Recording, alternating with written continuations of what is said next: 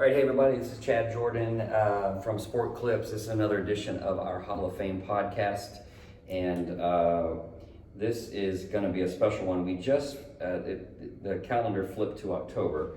September is Childhood Cancer Awareness Month, and everyone out there hopefully knows that Sport Clips is a national partner with the St. Baldrick's Foundation that raises funds for childhood cancer research.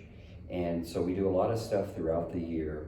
And my guest today is a part of a team leader group, one of the best in the country, as a matter of fact.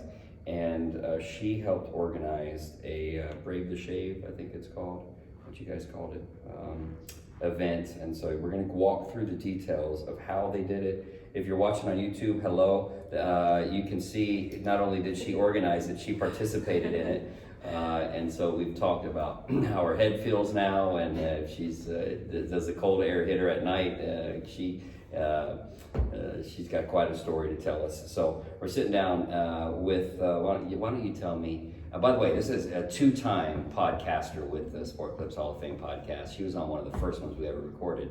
But why don't you tell me your name, your kind of stores you're associated with, all that kind of get a little bit of background for you. Yes, hi, Shamaila Taj, team leader / marketing support for Sport Clips in Southern California. We have 5 locations. Our flagship is Glendora. That was about 11 years ago, I think 2007, 2008. Yep. And we have Sport Clips Upland, Laverne, Fontana, and Redlands. And Upland, for those who may know, it was the former home of an artistic team member, Dorian. Yes. Hurricane Dorian. So Dory's from there. So this is one of the premier team leader groups in the country. In fact, they were team leaders of the year in 2018. They got named that. So they certainly have enough on you guys have enough on your plate without organizing an event like what you did for the St. Baldrick's Foundation. But I know the culture that your family has in this area for the stores, the passion that you have for your team members in the community is unrivaled. So why don't you tell me, with everything on your plate, what inspired you to organize your St. Baldrick's event? Let's start there, because I think that is an important part of why you tapped into this mission to go out and do the event that we're going to talk about today. What started it all? Yeah, so we've known that as Sport Clips, part of the Sport Clips family, that we're associated with St. Baldrick's for the last couple of years. It's always been connected to us. We've seen the great work that they've done and been around it and exposed to it. But I didn't tend to know how to take that to the next level as a store owner, as a team. So that's always been kind of a thought in our head. And then Huddle came around this past year, and in April. And I remember seeing that there was a breakout session for St. Baldrick's, and immediately I was parked. I was like, yes, I want to learn more about this. This is perfect.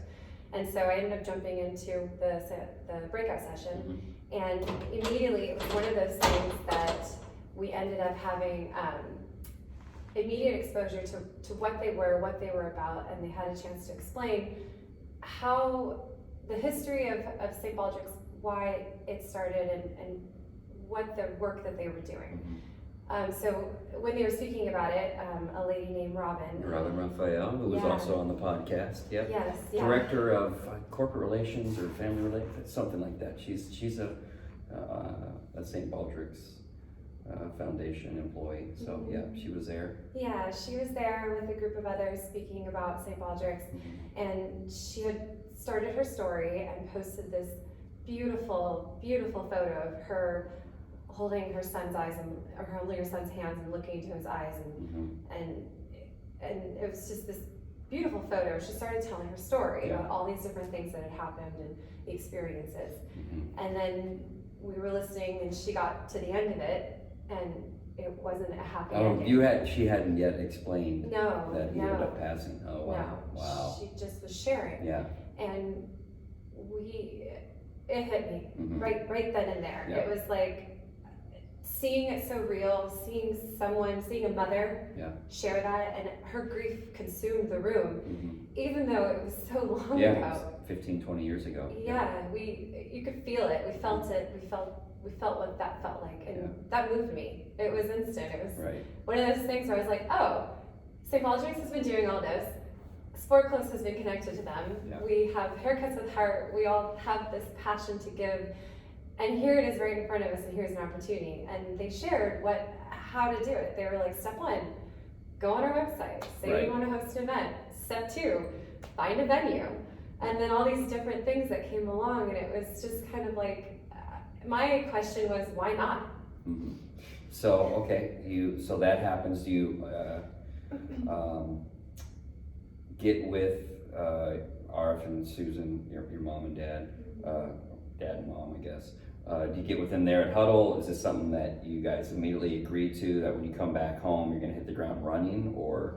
Actually, so it's funny because during the presentation, I got a text from my dad, and it was like, come to the Trust Wave meeting. Uh-huh. And I was like, No, you come to the St. Baldrick's meeting. yeah, I was like, I wrote him right back and go, no, this is really important. I want to stick around for this. So, and I told him where I was, and then at the end, I met up with our team that evening, and we all talked. Our managers were there, and this was a special year because we got to bring some other members from our team to the Huddle. So we had a little bit bigger of a group there. My parents, our little Taj team last year, and we're all sitting around and we're having brunch on our way out. We were leaving, and the conversation just struck, and we said, let's do this. Let's make this happen. So not only do you put it out to the universe, but you put it out to your team, and Yes. you got immediate buy-in. Immediate. Okay. They were like, yes. Okay. And it was almost as if they'd been kind of waiting to do something, to be involved in something. And so they were shouting out ideas. And one of them it was actually our manager at the Upland store, Ariel. She was like, oh, my dad is a manager of a band. Maybe they can play. Okay. And then someone else was like, oh, this happens. And we were like, well, what about this restaurant? And it just it was so easy for it to come together because the cause is so important, and we knew what we could do with what we were given. Yeah. So you get home, and then what? I mean, I know you checked the website out and you saw the steps, but what really kind of proactively did you have to get done? So the first thing we knew is timeline. We figured on average it was about 3 months or so was the average time it could take to put an event together. Yeah. And so we had a little bit more time because we thought about September being Childhood Cancer Awareness Month, that we could gain that exposure media-wise into the community. And so we picked September. It ended up being exactly 6 months from cool. the date we thought about it. Yeah. It kind of worked out. And so we knew step 1 was to find a time. So we found a time, and then a venue, a place. And it was encouraged from the St. Baldrick's representatives that doing it at a bar or a restaurant kind of brings that vibe in from the community. Mm-hmm. And people can eat and they can hang out, and then you're even having people who didn't come specific. Because it's not supposed to be, obviously childhood cancer is such a heavy topic. Yes. But it's supposed to be a fun event, right? Yeah. Like with people cheering on. Yes, there's some honoring and some memories and all that kind of stuff, but we are celebrating life right now and the ability for our lives to impact other people. So I'm sure that's probably why St. Baldrick's is going for the, hey, find a fun event, venue, bar, restaurant, that kind of stuff where people can celebrate, cheer on, all that kind of stuff. So what did you decide on? So it was called Nuno's Bistro and Bar in Upland, California. And we knew it had this outdoor patio, and their owner had hosted events in the past through other things that they had done. So I asked them, and they said, yes, of course, whatever we can do to help. And pieces started coming together. So then we asked the band, the manager, Ariel's dad. What's the band? Let's give them a shout out. Yeah, Little A and the All-Nighters. Okay, all right. And what kind of music? Blues. Okay, Yeah. So we were like, wait, St. Baldrick's and blues. Yeah, That's so that's fun. cool. Yeah. It really kind of heightened that. And they were, pretty much a yes from the beginning too. And it was one of those things that as they started just asking the questions, who wanted to be involved, then I came to the Chamber of Commerce, the Upland Chamber of Commerce. Okay. and ask them too, because I knew having community tie-in and support would really escalate our presence with what we were trying to create. Did you already have a contact at the Chamber of Commerce? Yes. Or did you have to create? Okay. Yeah, that relationship we've had for a long time. So it was wonderful to be able to ask to be a part of this, and it was a very it was reciprocated really well. I'm just thinking of maybe, hopefully every store and that's listening, either the manager or team leader or a team member, hopefully that store is involved with the chamber of the whatever town they're in already. If you're not, here's another reason why you want to be, so you can kind of leverage those relationships to impact the community better. So you're getting buy-in, you're getting the venue set, all of that kind of stuff. When did you decide that you were going to shave your head? Was that part of it from the beginning? No. Okay, all right. Walk me through how did that? Because, like I said earlier, I don't. Your hair wasn't to the floor long, but you had long, very nice hair, very long hair. So I wouldn't wake up out of bed in the morning and think, oh, let me just shave this off. So how did you get to the point where you decided to do it? Honestly, it came from learning more about what we were doing and knowing that the statistics are pretty awful. Every 2 minutes, a child is diagnosed. It's the number one, child disease killer of all of them combined, and we all are affected by it. And the more I started learning about what exactly happens, what we're doing, what we're trying to convey, and I was getting the message out, but then I felt people would ask, they're like, well, what about you? And I was like, well, and then it just didn't seem like, it almost was again, well, why not? It kind of just, I remember just standing there, I remember the night I was in the shower and I was washing my hair and I had been thinking about what we were planning to do, and I said, well, why not? If I can create an impact from being somebody who participates as a shavee, beyond just being an event organizer, I know that message could carry much further than just what we created in that moment. And once I thought about it that way and thought about, I think, the kids who have to deal with it not by choice, right? It kind of became an easy choice to make. Yeah. And I think it's very personal. It legitimizes too. When you do this, I assume you do this in future years. You've been there. You've walked through it. You don't have to shave your head every year, but just letting you know, you don't need to feel compelled to do that. Not that you did it this time for that reason, but you have walked a mile in these shoes. You did raise money and get your head shaved and do everything that all these other people that you're asking to do it are gonna do. So kudos for that. I'm very impressed. Yeah, it was really cool too, because the fire really started jumping at that point. Right. Then you literally skin and hair in the game. Exactly. It was kind of like, we're doing this, which is awesome, exciting. The fire was there, and then it was like, and I'm shaving my head, and then it was like more fire and more excitement and more and yeses. I got so many great. Every response that people who wanted to be a part of it were enthusiastic to be a part of it. I did get some no's, but I think, and that actually was no's for people that did not want to shave their head or did not want to donate money towards it. So in the beginning, early on, to explain it, I did get where I would start explaining what it was, that this was the cause and this is what we were trying to achieve.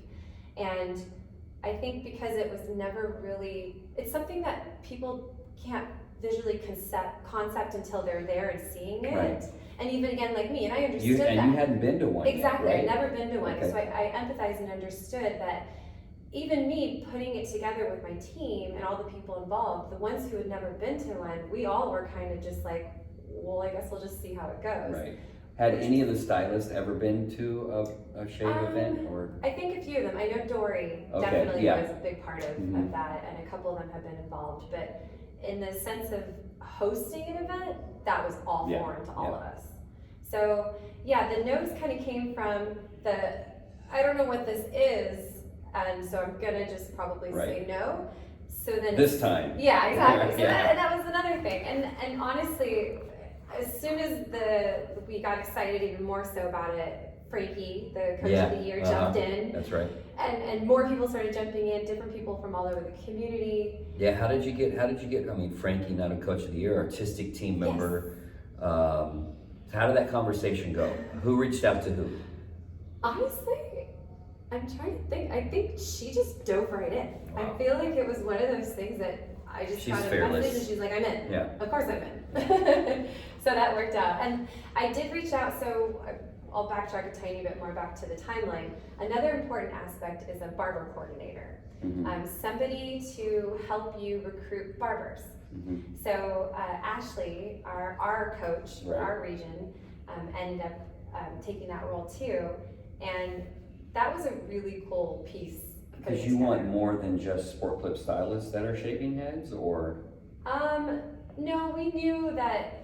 So because of how we were introduced to St. Baldrick's as sport clips being the barbers normally, it was kind of an easy way to migrate the two. We knew that I wanted somebody who was familiar with the sport clips world and who understood the connection between sport clips and St. Baldrick's, and then also could extend that out. Into were all the barber stylists, were they all sport clips? Yes. Okay, yeah. so that was where my little confusion was coming from. Did Ashley have to go out and get like other barbers from a local barber shop or whatever, just to say there's not just sport clips? No, okay. no. So you could do it with all sport clips folks, which makes it really nice. Yeah. Because I think you know a few of them. Yeah, So. and even team leaders from other stores were offering to help, and they did. They came and they wore their logos, and they were asking, what else can we do? Because it was 4 to 8, right, on a Saturday. That's kind of a busy time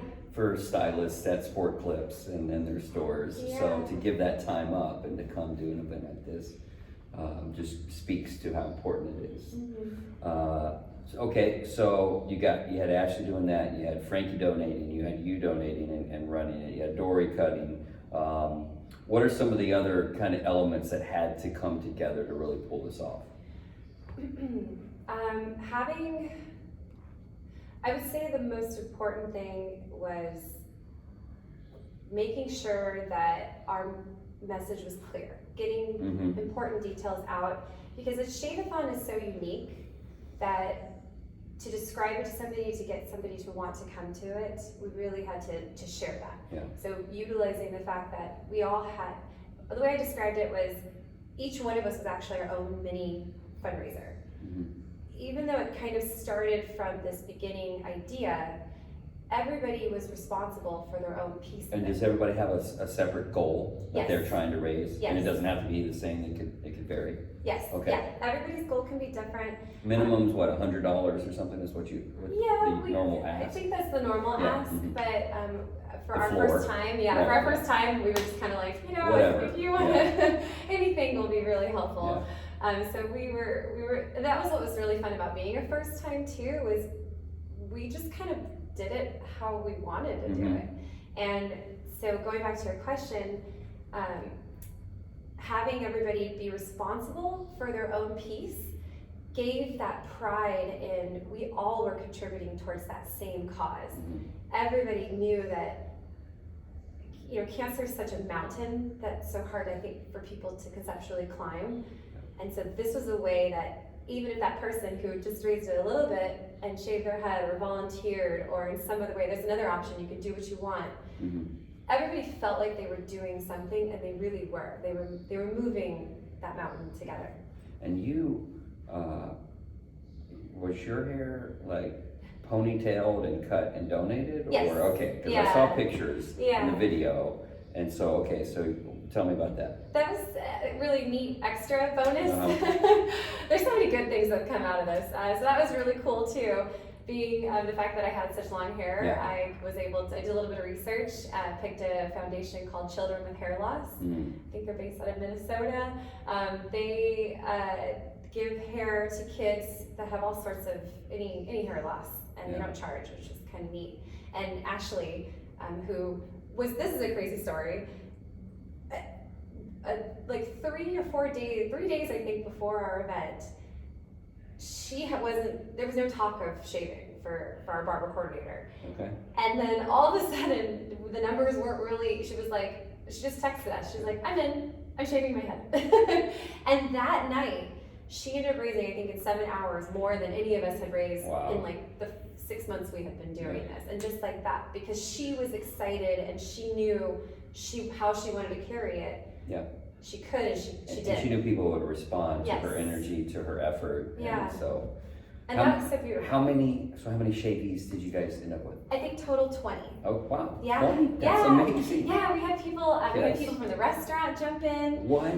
We had 2 firefighters show up, and they jumped in. I can see that. Yeah. Friends, family members, my brother, friends from all over, different friends of other people's friends, just. How many females? Oh, exact number? I think 6 or 7 of us, 8 of us. Wow, almost nearly half. Yeah, That is insane. A lot of girls. Yeah. So now do you guys have like this club? This shaved I club? feel like so. There's clubs out Sisters. there. We have a little group text called, we call it 3 Brave Babes. What was that first night after with the not having you've been having long hair? I don't know, you're in your 20s, but however long you've had long hair. Let's say 20 some years, okay? So now you go to bed and your head hits the pillow and there's not that hair there. What was that like the first day or 2 living with the shaved head? Actually that first night was a heck of a ton of fun. Yeah. That was a blast. Yeah. Because we were all just like pumped up on How late did you stay? To the very end. Okay. The band was done, Right. the restaurant. You closed the restaurant down, My essentially. family, Yeah. we got a chance to all have dinner. Yeah. And that was really cool. I bet. Really, really special. And so we stayed till the end. The next day I actually went down to San Diego and volunteered for another group called Life Rolls On. I think we talked about it before. And so I was at the beach all day, Okay. wore a hat and a ton of sunscreen. No kidding. Had a lot of people who kept coming up to me and they're like, can I spray you? Can I spray you? I was like, yes, sure. So that was day 1, so I wore the hat all the time. Day 2, Monday morning, starting that day, I will have to say, was probably one of the hardest ever. And the reason I say that is because I felt it was so easy. We get up, we do our thing, we have our normal routine, life is good. You change your look every now and then, but it is what it is. And then that day waking up without my accessory, I felt like I didn't realize, I never really actually put that much into like, oh, it's my hair. And everybody I met, when I told them we were shaving, they're like, but my hair. I'm like, really? It's just hair. When it happens to you and then you realize you're there, and then the feeling consumed me of all of them, the women who go through it, who go through all this other trauma way before even getting to this point. Right. And then to get to that point, it's almost like, how did they do that? And then I thought about the children, and then you learn that like some children get teased for that. Yes. And yeah, that was just really hard. So that first day I bet. was very difficult because you just don't know what. And people they react to people on their phone. They'll stop and just stop mid-sentence and stare, which I totally get the responses, but that first day was hard. I wonder, because we're in Southern California and you are rocking this. So and this is like a look in Southern California that a lot of, famous people or whatever, models or whatever. So I'm wondering if maybe some of the people that were staring at you were like, wait, where have I seen her? Is she on Vogue? Where is she from? Where have I seen her before? So I think that may have part to do with it as well. So I think that goes to the sense that that first saying that St. Baldrick's puts out there is rock the ball. Yeah. And that is so powerful because then you realize, regardless of how you got there, you could just rock it. And that, And you're such, just knowing your personality, and you're such a feeler anyways, right? So you have this connection with, we were talking about Vinny Antidormi, the little boy from St. Baldrick's who lives in South Carolina, that we got to kind of hang out with Joe Gibbs Racing and do some fun stuff with him. And he was blonde haired. His brothers are brunettes, dark hair, Italian family. And he was this blonde haired kid. And what cancer has done to him. Obviously he's bald now, doesn't have hair. It's completely changed the way he looks. I mean, you know, the effect that chemo has. And so that Monday morning or that day when you're going through all that, like you said, you were channeling, I think, some of that emotion that all these cancer patients and breast cancer patients and like ladies that are sporting your hairstyle right now are going through. So I think that's so important that you're connecting with them and their energy as well. So it really speaks to who you are. So, okay, hero, here's a question for you. You need to help out all these other people that are gonna plan this. What do you know now that you wish you would have known going in, like after it was all said and done? Here's the one lesson that I would have told myself to listen to, about, you know, one piece of advice. To not be afraid to be annoying. Okay, all right. How so? In asking for donations and asking for volunteers, like what? Just in general, I think, because when you realize that if you're doing something with passion and with intention and your reasons are good, that when you ask people to do something, that you don't be afraid, that even if it seems outrageous or extraordinary or super bold, that's to take that leap of faith, because doing things that are a little bit out of the ordinary and getting people's attention about something so important like this takes a little bit more out there-ness, and to be comfortable with that. And I think it applies to a lot of things in anything we do with our work, with our personal lives, that it's being comfortable in saying something that if your heart is saying it, just listen to that, because that is such a powerful thing. If you can convey, if your intentions are there and you mean what you're meaning is well, and you can share that with anybody, and don't be afraid to get it out there. On the heels of that, one of my favorite sayings that I heard, this guy named Andy Stanley says, pay attention to the tension. So if there's something in your gut that's telling you, I got to do that, or what, I'd like to pay attention to that, you know. And so that kind of on the heels of what you were saying. And I love the fact that, you know, don't be scared to be annoying. That's my life philosophy. Like that's worked, you know, I guess, I don't know, but, you know, you, like you said, you had some early no's. Maybe next time around, you would be more willing to be annoying and just say, well, now let me tell you why this is so important. I hate to bug you, but, you know, now I guess that's one of my last questions is, are you gonna do this again? Are you gonna coordinate this again? Let's put it that way. So we literally, like, in all the conversations I've had with everybody who's been a part of it, it is the next question. Like, it's almost kind of, you have to. Yeah.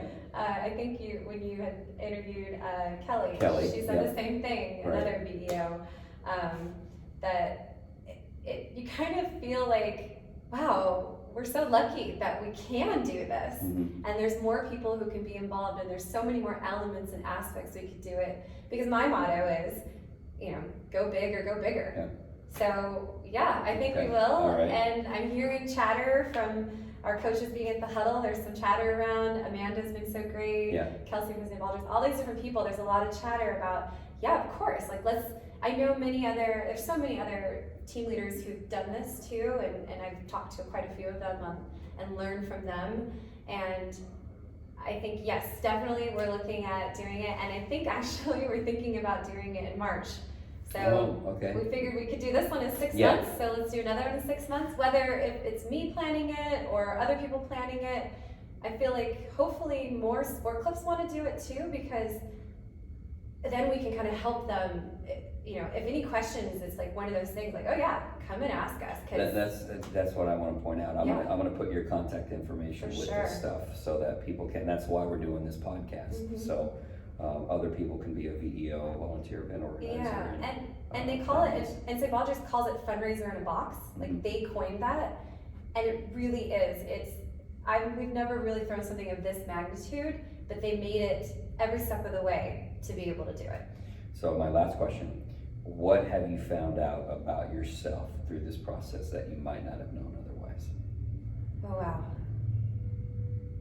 what have I found out about myself? Yeah. To stay true to who I am. Because I want to see a world where we're all happy and we're all healthy, and I think we all want that, and this is our kids, and this is one way to do it. I had a backup answer because you couldn't think of one. I was like, I look good with short hair. Like that maybe that's what you're gonna say. So, Oh, thank you. But no, you're amazing. This was, and even for those who don't know, even you getting here today in downtown LA, like you're gonna have hit traffic on the way home, and you're not feeling that good. And I don't know if it's because you're long haired than a buffer. I feel the cold. Right, exactly. But no, I mean, what you did, I definitely want to capture. At some point, I hope to get Frankie and Ash. That way, it'd be great to get them on a podcast and get the coach's kind of view of everything, and Shavees as well. But I know this is going to help a lot of people, especially if you're planning one in March. And this could really be this. I'm going to challenge. You know what? I'm going to challenge other stores to plan theirs in March as well. Let's do some sort of coordinated effort. I'll be a resource. You can be a resource. We want to help you. I'll even commit to coming to one or two of them. I almost came. I almost was able to come to yours. Unfortunately, I wasn't. Shaving your head? Yeah. No. I will not commit to shaving my head, but I will commit to. I've helped MC and be a part of these before, and I'd love to join some stores across the country as they put theirs on. So thank you very much. Thank you. Your energy, I hope, is infectious and gets everybody out there excited. Go, please, help us as we're helping St. Baldrick's. Help us get and raise funds for childhood cancer research. Do your own Shave-A-Thon, Brave to Shave event. You will not be sorry. And one quick shout out too. One thing also is we doubled our goal. Oh, I didn't even ask Yeah, money. I I didn't know. ask money because I know. I don't, But I know I don't people want to put you on hear. blast just in case. Okay, We so did. that's great. And Okay, so, good. yeah. So you set a goal and then you doubled it. So It can be done. And even if you don't, it can all be done. Every little bit is a lot. that's amazing. Well, congratulations. Thanks. Thanks again, Shamaila. Thank you. Thanks, everybody. We'll have another episode for you next week. Bye.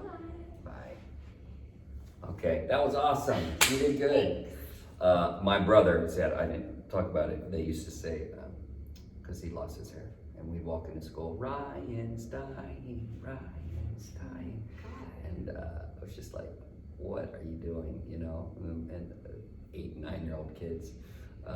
So you're right, that they do get made fun of for losing their hair and the way they look and all that. So I know you were feeling something that's literally true. So you weren't making that up.